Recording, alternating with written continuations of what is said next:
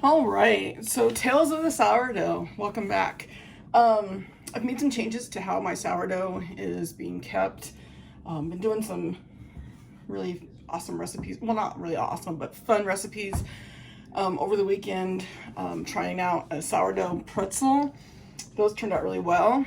Look for a video to come later this week of that whole process and the finished product. I'm gonna promise it's an easy process. And it turns into a really nice snack and enjoyable, fun to do. I used to be kind of intimidated by pretzel making, but that was just so much fun. And I think it would actually turn into a really good pretzel bun for burgers or sandwiches. So I have, over the weekend, moved my sourdough into a gallon jar. I got to looking at it and I got to thinking about this, and we were having a lot of activity and a mess, and I just wasn't really enjoying that. But also, I think it needs more room to feed and activate and move around, right? So I moved it into the gallon jar, and we're gonna keep it there. Plus it makes it easier to feed. I'm still using my favorite flour, the Wheat Montana, Brown's Chief whole wheat flour. I'm really enjoying that flour. I've got measured out a cup of filtered water and a cup of the flour. So I'm gonna feed it. And I still have my Silpats and my Tupperware that I'll show you guys some other day, because this is a really cool thing that I got from my husband's great aunt at a yard sale that she was having when she went into a nursing home. And it's got the pie measurements and everything. I really enjoy that. But I'm gonna put in the flour, and then I'm going to put in the water. So we got that all done. And then I'm gonna take my spatula that I pulled out and had ready there. I forgot where I'd set it down. And I'm going to stir this up.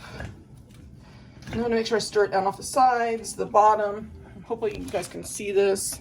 I'll get you down close and personal here to the sourdough process. You really want to get it incorporated. From the bottom up, the sides down. Just really get that incorporated. I've got some good activity going, good yeast making. It smells incredible. A lot of bubbles. I can't wait to bake some bread with this tomorrow. All right, so give it another good stir for measure. And I'll do the same thing as I did to the quart jars once a week, move it into a clean jar. So I just want to make sure we keep it healthy and also just kind of tidy looking, because I know right now it kind of looks suspicious. So, and as you can see, that's kind of how it's looking. I don't know if you guys can see that. Hopefully you guys can see that. But the Tales of the Sourdough, be prepared for me later this week putting out a video on how to make some sourdough pretzels. They turned out really good. In fact, I've still got some here in a bag. But I'm gonna share with you guys that whole recipe. It's a really good snack. I think I'm gonna put those in the freezer for later. But yeah, the sourdough saga continues. Just gonna close it up.